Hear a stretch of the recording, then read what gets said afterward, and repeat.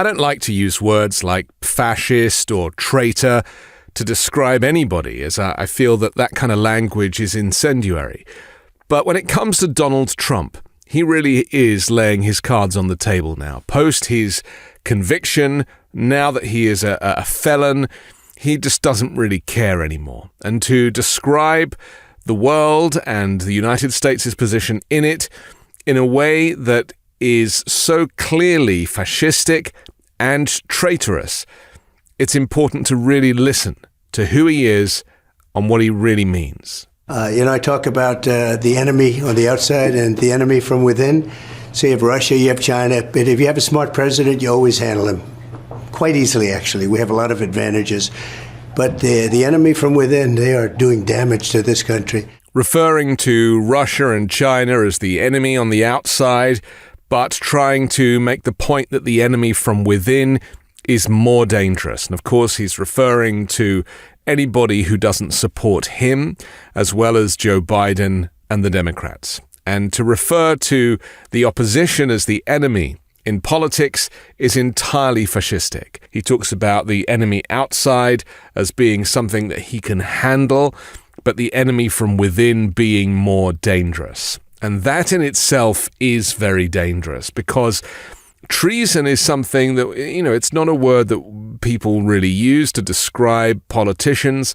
I don't really see Donald Trump as a politician anymore. I now see him as a convicted felon who is on the run from the authorities, on the run from his supposed enemies, but mainly on the run from the American people, because he's never going to be legitimately elected.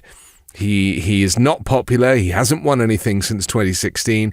He's on the run from the authorities because he knows that there are so many cases, legal cases, that are against him, that are upcoming, which is why he's seeking a blanket immunity from the Supreme Court, that he really needs to keep running. And, they have misinformation. Donald Trump is a threat to democracy. It's just words. He doesn't even know what it means.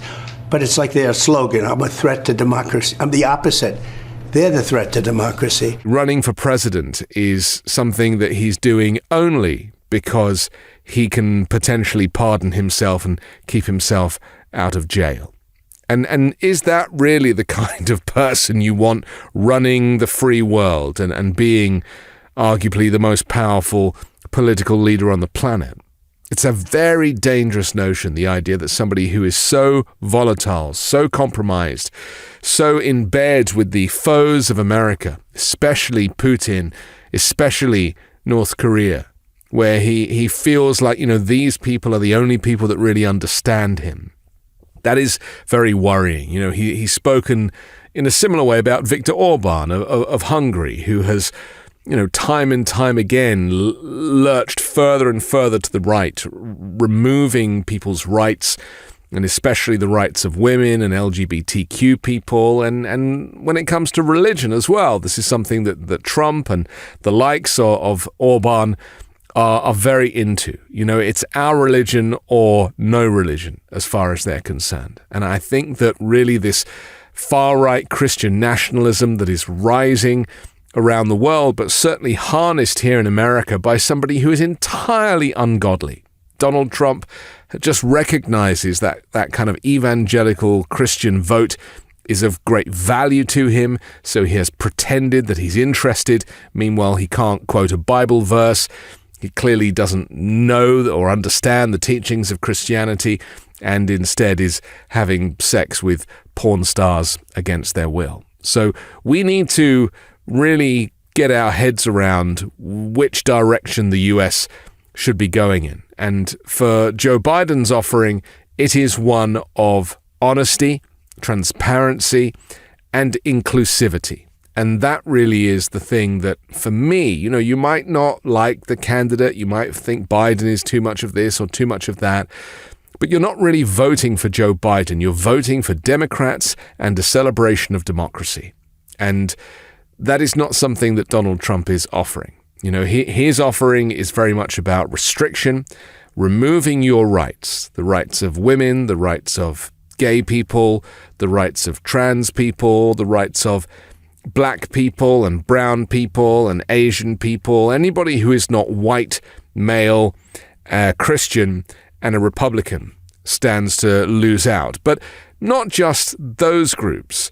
Actually, the working poor, the people who are giving their last few dimes to Donald Trump, whether they're buying his stock or, just sending him $5 or $10 for his campaign, they will not benefit from Trump's presidency either. Because, like the evangelical vote, these are the people that he is using so that he, again, can pay his legal fees, curry favor with foreign dignitaries.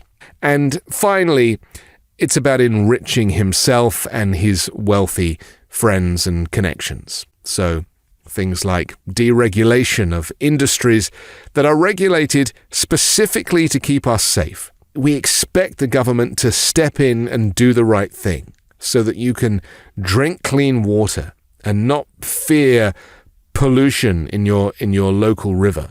These are fundamental, basic human rights, not something that Donald Trump subscribes to. And also climate change, which is a subject that I feel like America has had to really just put on pause for a little bit whilst they focus on extinguishing the rise of Christo-fascism. If you're planning on a future living on this planet, I don't know, maybe you have plans to relocate to another planet like Elon Musk. But if you're planning on living out your future on planet Earth, then you really need to get behind a candidate who takes climate change seriously and has policies that are designed to protect the planet and those of us living on it. So Donald Trump, once again, he's backed into a corner.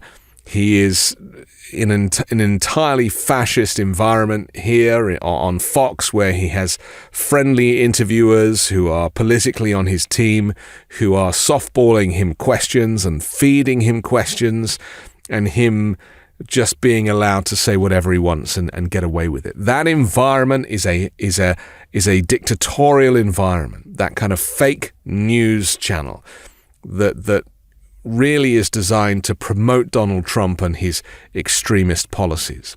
Exactly the same as you see in Russia or in China with state-run television that is designed to give the supreme leader a kind of clear run at propaganda.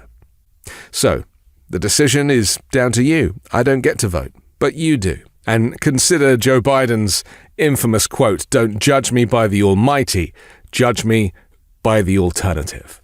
But the enemy from within, they are doing damage to this country. I'm Anthony Davis. You can catch me on the 5 Minute News YouTube channel, on Wednesdays co-hosting Uncovered, and on Sunday on The Weekend Show with MeidasTouch. Love this video? Make sure you stay up to date on the latest breaking news and all things Meidas by signing up to the MeidasTouch newsletter at MeidasTouch.com/newsletter.